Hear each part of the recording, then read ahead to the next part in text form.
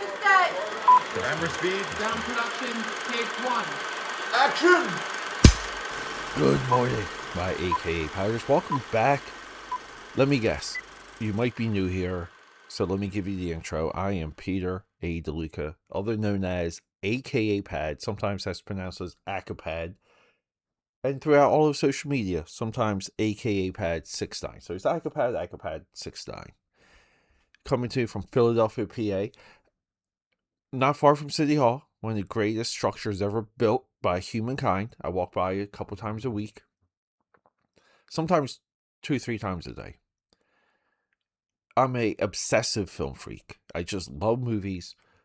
And I think today is a little bit of a display of that. Because we have a movie, 2026, Remarkably Bright Creatures, co-written but directed by Olivia Newman, also co-written by John Whittingham, stars Sally Field and, well, potentially our new superstar Lewis Pullman, who we we can say he's in Thunderbolts and this and that, but the last movie that really blew us away by Lewis was 2024, Skincare.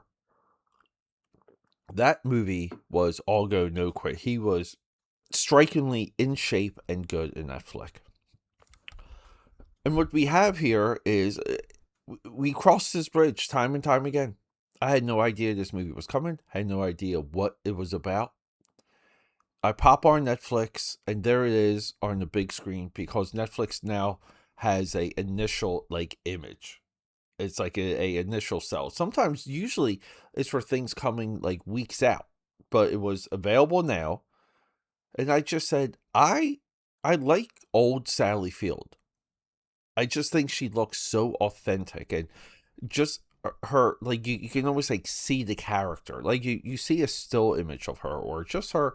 It doesn't have to have sound, but a muted part of this movie, a scene, a clip, you almost can hear her. You can, her rhythms, what she's how she's going to pick things up and how she's going to walk.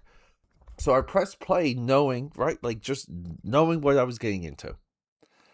And then, holy crap, this movie, from the first couple minutes, it captures you, because it's narrated by an octopus.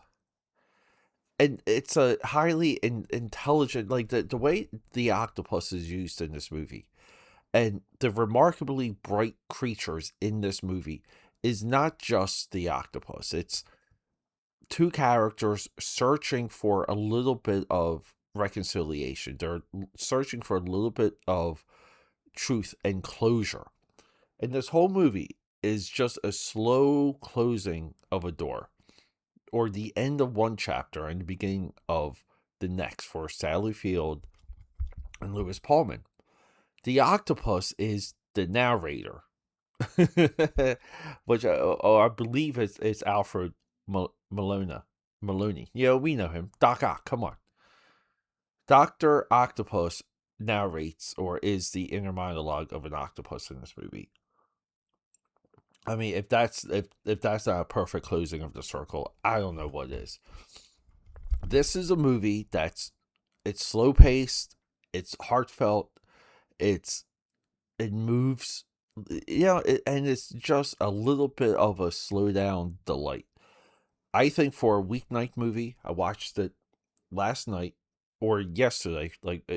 I came home from work, had a little bit of a downhill day.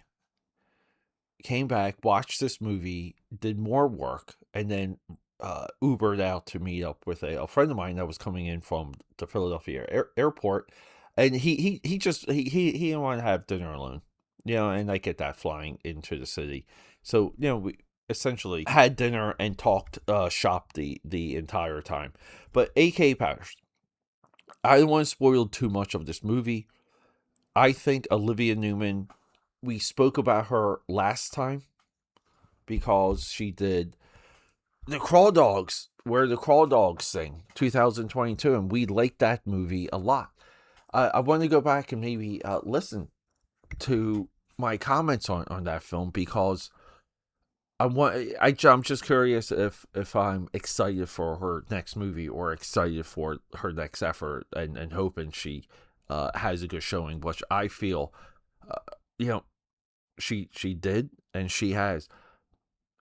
Where the Crawl Dogs Sing, just where that story is, and what that story is, immensely different than this.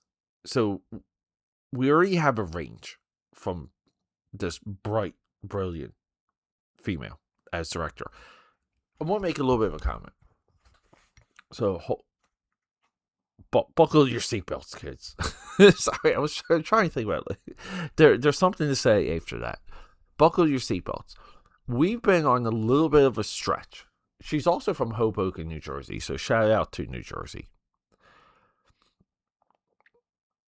We've been on a little bit of a stretch where a lot of these films that we're surprised by, delighted by, and I'm not saying because they're directed by females, because often I don't know who's making these movies until I watch them.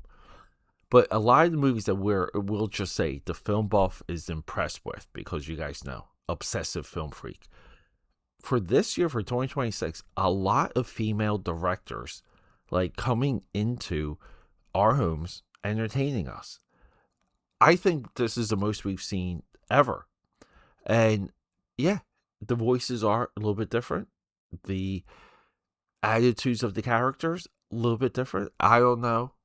I mean, this is one of those movies where you're like, well, what if Martin Scorsese directed this movie, or what if Eli Roth directed this movie? Like, how would it be different? Sometimes you can pinpoint it. I think we did it very well with the Sun Chaser movie.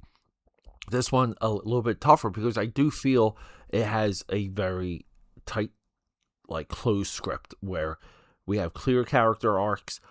We have a clear hook with the octopus. Sally Field's relationship with the octopus is it's just so cute.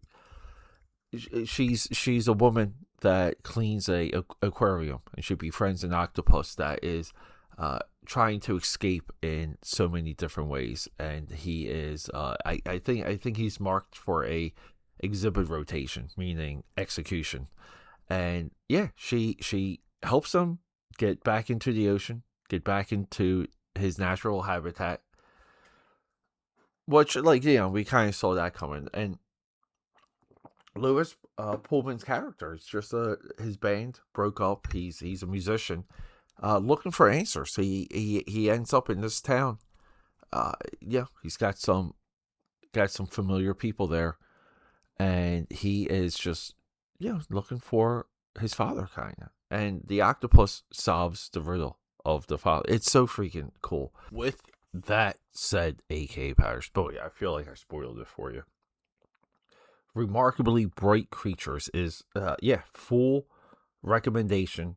I think this movie's just delightful, and that's a compliment. Delightfulness is a tough bridge to cross when you're making a movie. We don't get many of them. Netflix, you've done it again. All right, AKAPAD, love you guys. Rock and roll. Okay, that's a wrap.